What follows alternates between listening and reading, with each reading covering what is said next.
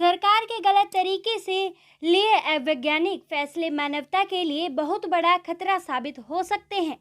इसी कड़ी में सरकार का मिक्सोपैथी योजना लागू करने और आयुर्वेदाचार्यों को सर्जरी करने के लिए अनुमति देना किसी भी सूरत में मानवता के लिए हितकारी नहीं हो सकता। यह कहना है आईएमए के सरकार से नाराज चिकित्सकों का, जो मिक्सोपैथी के विरोध में रेवाड़ी में 14 दिनों के सांकेतिक अनशन पर बैठे हैं। रेवाड़ी से राजकुमारी की रिपोर्ट। आप हमारे चैनल को लाइक शेयर सब्सक्राइब करना न भूलें। डॉक्टर साहब धरने पर बैठे हैं मिक्सोपैथी को लेकर, आप क्या कहते हैं? देखिए, नेशनल आईएमए और स्टेट आईएमए के आह्वान पर आज पूरे देश में डॉक्टर जो है रिले हंगर स्ट्राइक पर बैठे हुए हैं और ये हमारा कार्यक्रम 1 फरवरी से लेकर के 14 फरवरी तक चलने वाला है।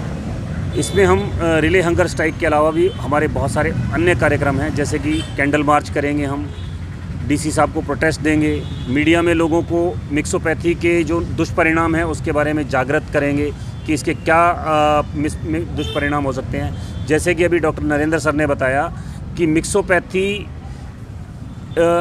भारत की जो बाकी और हमारी चिकित्सा पद्धतियां हैं उनको एलोपैथी में मिक्स करके एक नई विद्या की कोशिश की जा रही है, जो कि न केवल मरीजों के लिए घातक है, भारत की जो अपनी चिकित्सा पद्धतियां हैं उनके लिए भी ये एक कफन का कील साबित होंगी, क्योंकि उन चिकित्सा पद्धतियों के विकास में अगर वो उन्हीं तरीके से चले तो ही वो अच्छा होंगी, बट अगर उसको एलोपैथी के साथ अगर उन्होंने मिक्स कर दिया तो वो चिकित्सा पद्धतियाँ धीरे धीरे अपने आप ख़त्म हो जाएंगी। सब कुछ मालूम होता हुआ जैसे कि अभी डॉक्टर साहब ने भी बताया कि काफ़ी घातक सिद्ध होगा, क्योंकि एक सर्जन के लिए बहुत बड़ी प्रैक्टिस की ज़रूरत होती है, एक लंबे एक्सपीरियंस की ज़रूरत होती है।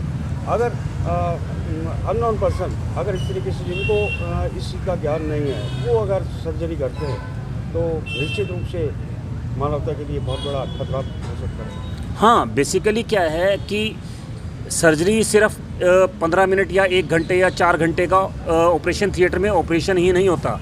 उससे पहले प्री सर्जिकल असेसमेंट होती है कि पेशेंट को क्या सर्जरी चाहिए क्या नहीं। उसके लिए एक प्रॉपर आपकी टेक्नोलॉजी, प्रॉपर नॉलेज होनी चाहिए हेल्थ केयर के बारे में, जो कि हमारे आयुर्वेद के विद्यार्थियों को नहीं पढ़ाई जाती। उसके अलावा सर्जरी में हमारे को एनेस्थीसिया की बहुत ज़्यादा ज़रूरत पड़ती है, जो कि आयुर्वेद में है ही नहीं। उसके बाद जो सर्जरी के बाद जो पोस्ट ऑपरेटिव केयर है उसके लिए हमारे को, जैसे कि एंटीबायोटिक हैं, सर्जरी में हम इन्फेक्शन से बचाव के लिए एंटीबायोटिक्स यूज़ करते हैं, तो आयुर्वेद में इस तरह का कोई प्रावधान नहीं है।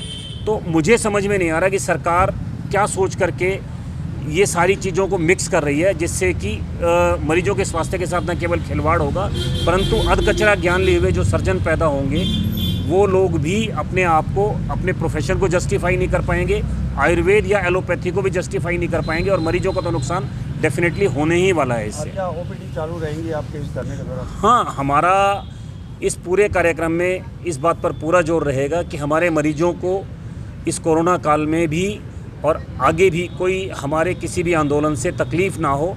हमारा मकसद सरकार को अपने गलत फैसलों के विरुद्ध जगाना है और साथ साथ मरीजों को भी इस चीज़ के लिए जागरूक करना है कि स्वास्थ्य के खिलाफ, उनके स्वास्थ्य के खिलाफ हमारी सरकारें क्या एक्शन ले रही है, ताकि वो एक जन जागरण के रूप में हम एक बड़ा आंदोलन खड़ा कर सकें और सरकार को जो अवैज्ञानिक जो उनके फैसले हैं उनको वापस लेने पे मजबूर कर सकें। धन्यवाद। और ओपीडी चालू रहेगी? ओपीडी हमारी चालू रहेगी, ओपीडी बंद नहीं है। धरने पर बैठे हैं आईएम के, तो क्या है पूरा?